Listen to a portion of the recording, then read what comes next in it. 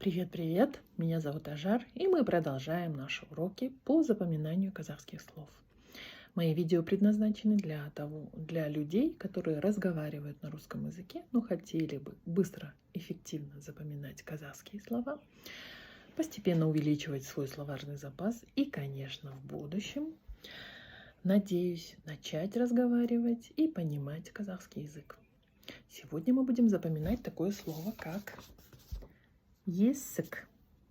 Вот эта буква, палочка с точкой, отличается от русского алфавита и звучит тонко. Есік.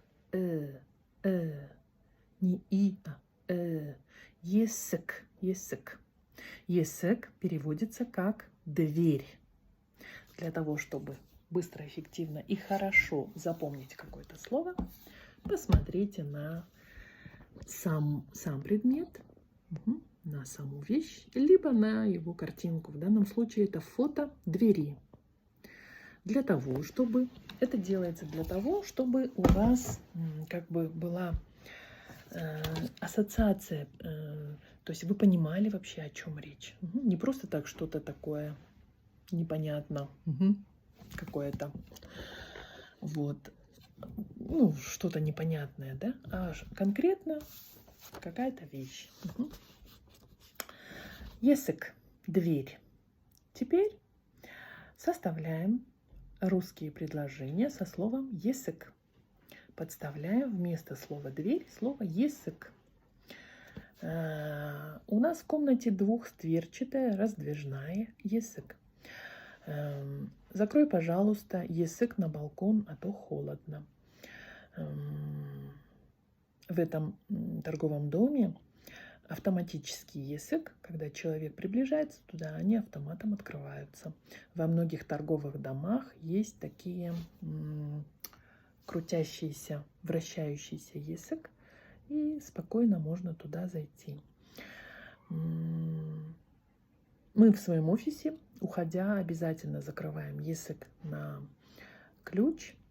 В некоторых фирмах, компаниях, особенно там, где материальные ценности, есік даже на есік ставят пломбу. Вот. Обязательно закройте есік. Почему? Потому что у нас очень много материальных ценностей в офисе. Прикройте, пожалуйста, есік, а то дует. На кухне мы стараемся прикрывать есік, когда готовим еду, чтобы весь запах не прошел в другие комнаты.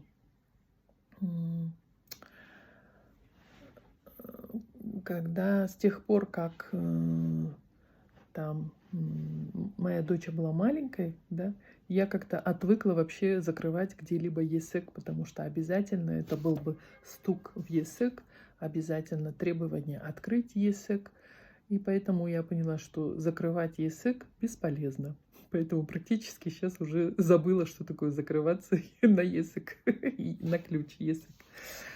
Так, вот таким образом составляйте свои собственные предложения в достаточном количестве, потому что количество играет большую роль. Это вселенная, материальная вселенная.